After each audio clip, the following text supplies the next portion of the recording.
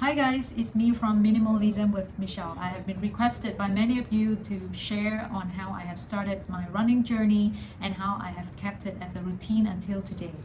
I have been actively running for the past 5 to 6 years, and of course, I'm not running on a daily basis, but on average, except for lockdown time, I would run 1 or 2 times per week.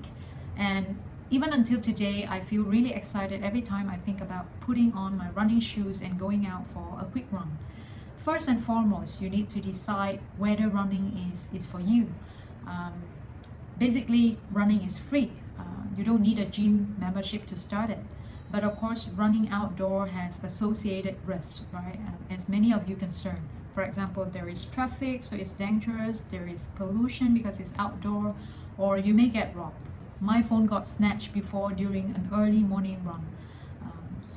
But think about it. What activities in life doesn't have certain element of risk? So you need to get over this thinking process and decide for yourself whether you want to take up running. Running benefits are very clear. It keeps you fit, it keeps our mind clear, because during the run you will get tired and you really don't have energy to think about work or family, and your mind is mainly focusing on, how I can get the next steps coming. At the same time, running keeps your eating diet very healthy. For example, if I just ran for 5 kilometers, I know that I just burned 350 kilocalories, let's say. I couldn't afford to eat a cupcake right after that because I know a cupcake is of similar amount of kilocalories. So in a way, you don't want to waste the effort that you have spent, so you eat more healthily. And again, running is cheap to start with. You just have to invest in a good running pair of shoes. My Adidas Booster running shoes has lasted for the past 5 to 6 years and it's still working. You need to buy a running top and pants, and it lasts forever, right? Of course, when you sign up for runs or marathons, you have to pay a fee. In exchange, there will be a goodie bags and they would give you 1 or 2 running tops eventually, and they last forever, so you can keep them, reuse them in the future. If you have decided ultimately running is something you can start picking up, then here are the 5 steps how you would start and how you would maintain. Step number 1, pick a specific time and be prepared for the run. I always remember a saying, failing to plan is planning to fail. And I'm a person who likes to plan. I plan a lot. I wrote down notes and so on. But still, many a times I fail to do what I'm supposed to do. So I couldn't emphasize enough the importance of good planning. There are still days where I woke up at 5 a.m. in accordance with my alarm, but immediately I got back into sleep. Why? Because there was too much hassle for me to look for running tops and pants in the darkness. And I don't want to wake up my family members by turning on the lights, so I got back to sleep. So my advice to you is, be specific on which day of the week you will be doing running, what time of the day for the run. And with that timing fixed, you get everything prepared in advance, especially if you're going for an early morning run, to avoid, the laziness, the weakness moments that will occur to you anytime. So there had been times where I put on my running tops and pants into sleep the night before, because these are the time I have low determination. So I have to help myself, right, to overcome these moments. Step number 2, visualize the running routes in advance. I often not leaving the decision on how long I should run to the running days itself, because I would then make a comfortable decision to just run the shortest one possible. So I always determine ahead how long I want to run. Let's say I want to run tomorrow 10 kilometers. Then I will visualize which specific routes that is. I'm used to this process, so I know if I want to run 5 kilometers, I will go that way, back and forth. If I want to run 10 kilometers, it's the other side, which adds up, the whole loop adds up to 10 kilometers, for example. But you're new to this, my advice is you have 2 choices. Either you choose one straight line, and by running there and back, it adds up to the kilometers you want to run, or you decide a running loop that the starting point and the ending point is at one place and the whole loop adds up to the distance you want to run. Um, if you are new, my advice is for you to use Google Map tool. I will show you here. Okay, you open up Google Map, choose your starting point. Let's say we will start at the zoo in District 1. You then right click on the starting point, choose measure distance, and you start clicking on specific points in the map to measure the distance. As you can see here, the distance is accumulating, and you will choose a loop until it adds up to, let's say, 5 kilometers. So by doing this, you will not getting bored halfway, right? Because you already know that you have to finish these points to complete the loop, and you will have less chance of giving up halfway, because then it left you in the middle of nowhere. I have many of my friends who are really good by running in circles, and running in circles, after a few circles, let's say 10 circles, you get bored and you may just stop. So if your thinking process is like me, you shouldn't run in circles. You can choose the route in advance and then follow through with it. Step number 3, share with your plan about your running plan.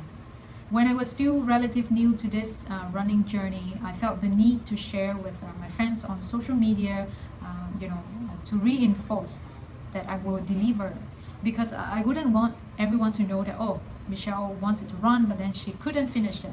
So I know living on social media is not an ideal thing to do, but if it can help you to overcome challenges or live up to the plan, we can use it wisely. I would want to share with you a personal experience.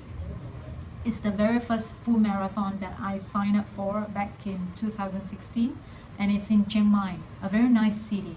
And I took that chance to travel with my husband there. He even bought me, a nice pair of shoes for that run. So we went up there on the running day itself, when it's into the 4th or 5th kilometers out of 42 kilometers. My knees started to hurt. Indeed, I have all the valid reasons to stop right there. One, I want to protect my knees, right? I don't want it to be damaged. 2, it's still very early in the whole journey. So if I stopped right there, I had a good chance to just walk back to the hotel easily, rather than stopping halfway and don't know how to get back to where I was. And 3, I can spend a lot of time and still have a lot of energy to go touring the city where I haven't been before, because usually after a long run your legs are very fatigued and you don't really enjoy the touring part aftermath. But because I have shared with the whole world that I'm on this challenge, I couldn't fail that. Of course, that's only part of the reasons. But I remember my mind went through a lot of struggle during that moment, whether to stop or whether to continue. And I dragged myself for the rest of the journey. I remember when I reached the finish line, it's almost the cutoff time. So I am one of the last one to arrive. And my husband was waiting for me at the finish line in much worries, because it took so much more than the planned time.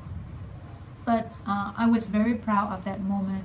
I overcome the weakness, at that point, and I still repeat that story to my kids until today.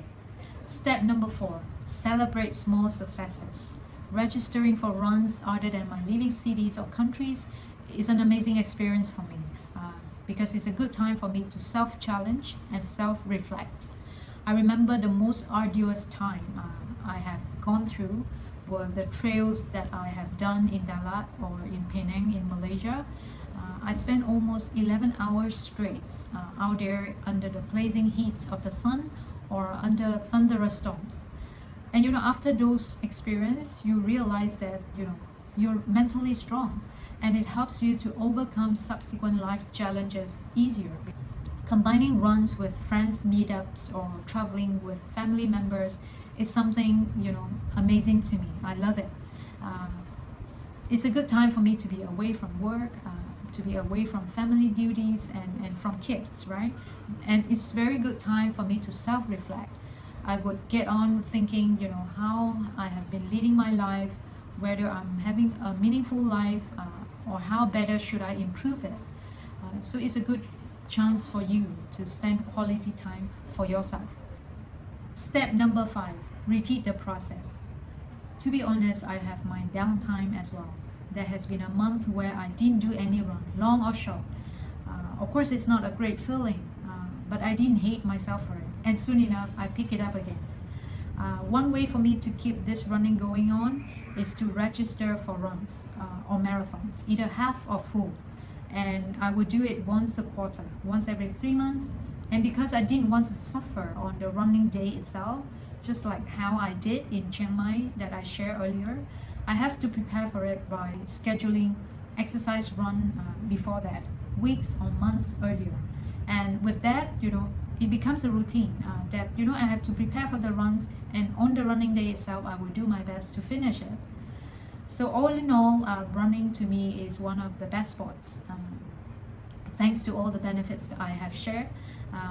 And my advice to you is, it doesn't matter what sports you take up, just choose one and you can keep working on it. Running or any exercise give you a lot of benefits besides health, right? Of course, your health will be improved when you are exercising frequently. But besides that, another gains is it gives you a calmer mind. And also, I am more self-aware, and I have gained a lot of friends along the way, which is such a great thing that happens to my life. So thank you for watching my video. I hope that I would receive more feedbacks from you all so I can pick up the next topic next week. Thank you.